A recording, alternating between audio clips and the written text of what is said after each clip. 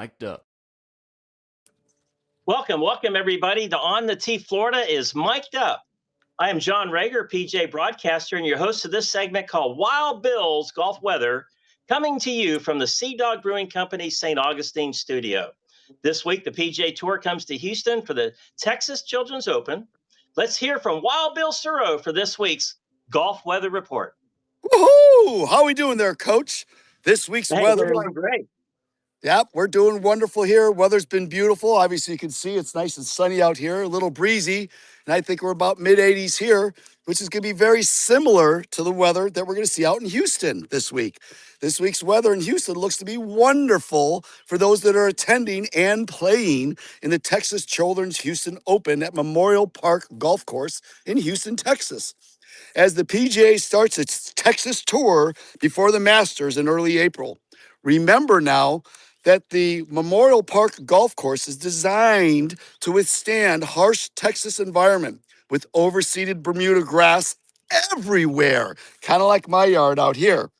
There's Bermuda on the fairways, there's Bermuda in the rough, and there's even Bermuda on the greens. They use Bermuda grass here because Bermuda is drought resistant and flood resistant. It's heat tolerant and moisture tolerant. Bermuda can tolerate the extreme weather that Houston, Texas has to offer all year round. With that being said, the greens are going to be fast this week, John, with the temperatures ranging between 75 and 86 degrees all week long. There's going to be sustaining winds ranging between 10 and 15 miles an hour, with gusts even higher, believe it or not. There appears to be little chance of rain, and it's pretty much going to be sunny the entire week, just like we've got here. Remember, look out the window. The wind is really going to dry this Bermuda greens out. And with those fast rolling balls on the dried out greens and the tightly, closely mown surrounding runoff areas for water mitigation at this course, it's going to be challenging to keep that golf ball on the putting surface. It's going to be an interesting week here at the Texas Children's Houston Open there, John. Well, that was wonderful. I don't know if the Chamber of Commerce wrote that or not. You made it sound like it's going to be treacherous conditions.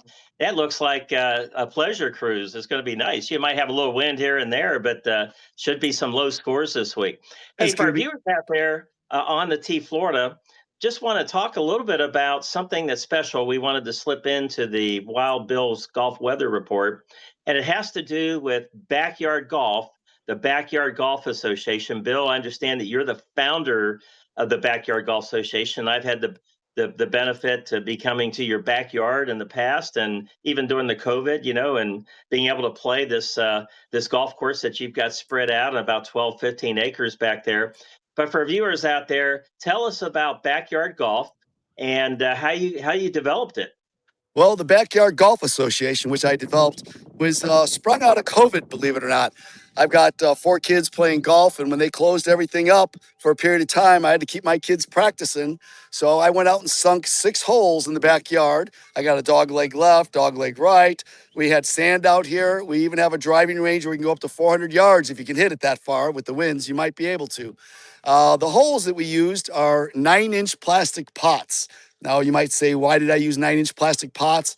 Because I don't have greens. So when the greens come down to mowing the grass down, really, really, really short.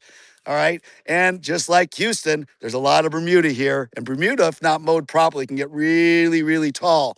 And sometimes we'll let it grow tall so it'll reseed itself. That's why they call it overseeded Bermuda, believe it or not, because it's constantly reseeding. But to reseed, you got to let it grow for a month. And at that point, you got stalks that are like, 2 feet tall. So when we're ready to go, we cut it down, and I have a mower down that we tighten the fairways or tighten the greens up really tight. But you are putting in the backyard. Okay, I told my kids that they would have to suffer with the putting here because I wasn't going to make 6 greens because that could be very, very, very pricey. So we ran golf tournaments here during COVID, believe it or not, and we were broadcasting them live on Facebook. The people were actually betting on it. I think it was the only live sports going on during that COVID period of time. Yeah, that was wonderful. In fact, now there's a backyard golf cart behind you. Why don't you give us a little tour of the cart? Because I understand you got to carry clubs in the back. There might be a few beverages that you carry. But this isn't a normal golf cart. This is a backyard golf cart. This is a Kubota RTV 500. Does 23 miles an hour. It can go over any sort of surface. They use this to pull the ATVs out during those competitions when they get stuck, believe it or not. This thing can haul an extreme amount of weight. We put our golf clubs back here, beverage cart there. All our accessories hang from the cage, and it drives around. They won't let me take it on a golf course though, because it makes too much noise. Well, now, while you're out playing backyard golf, do you ever get a chance to shoot anything? I mean, you look at that camouflage on the Kubota there. Must be some wild game out there. There is some wild game here, John, and I personally am not going to talk about my shooting here because I'm in a gated community, Well, but I do use a that's suppressor. important. Definitely. Well, Bill, to play backyard golf, it's interesting because I noticed that when you get everything seeded out and grown out in the summer, you closely mow that grass. It gets It's actually pretty good. there are golf courses in Florida. I won't mention any names, but there's some golf courses in Florida that aren't as good a shape as your backyard, just mowing the grass down. That is true, but we mow it, and I do have a roller. But right now we're in winter weather. It just started turning green. We just had a freeze into the 20s about 3 weeks ago, believe it or not.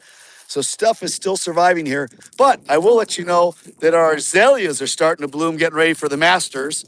They're just starting up right now. I got bamboo, several different types of bamboo. There's the bamboo hole, believe it or not. And we even have some water if you get into the woods really deep, or if you hit it by the pool, but then you're going to get chewed out by the intendant. That'd be me for hitting it near the house. And Now, there's when the you get clubhouse way out well, when you there. get oh, there is the clubhouse. Yeah, Yep. I remember having a few brewskis on that porch there, and Yep. looking out over the backyard golf when the sun's setting. And hey, question for you on putting. So, a lot of times, obviously, it's not a putting condition type surface that you would find at a regular golf course. But do you That's why there's recommend 9-inch putting? holes.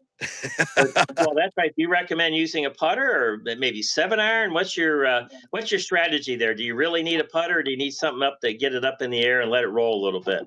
Well, when we mow them tight, believe it or not, you can use a putter. Now, it depends. Like, for example, on this green right here, I use the green loosely, it's St. Augustine grass, okay?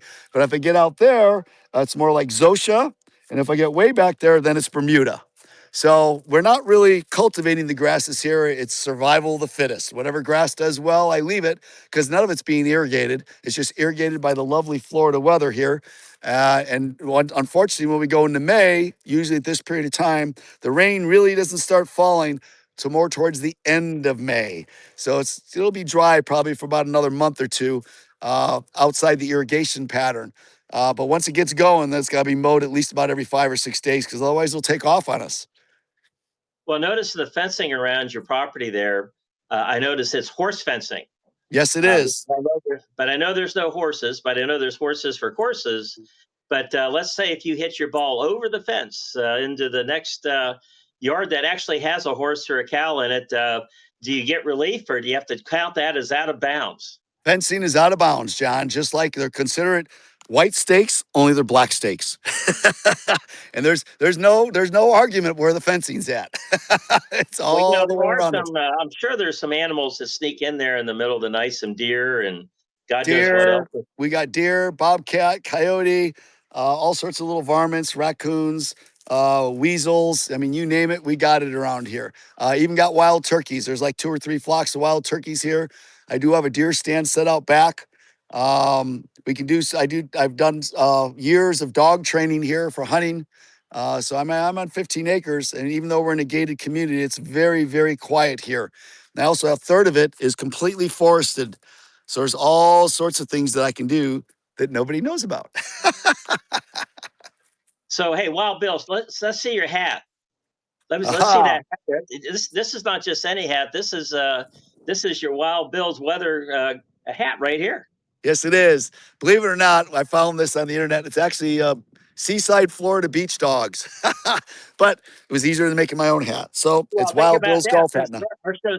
our show's sponsored by Sea Dog Brewery. Right. So Kind of there's a close. connection there. Maybe those ought to get together. Hey, what's the local rule in case you hit it in a pile of animal poop? Sounds like it's a virtual zoo or wild game preserve out there. What's the local rule in backyard golf for that? If you hit your ball in a big pile of poop out there? It depends on how it lies, who I'm playing with, and what we're betting. So rules got to be discussed ahead of time. So I would But recommend not only do stuff. we have to worry about poop, you got to worry about armadillo holes, squirrel holes, bamboo rakings. I mean, all sorts of stuff come out. Occasionally, you might even hit it across a dead animal.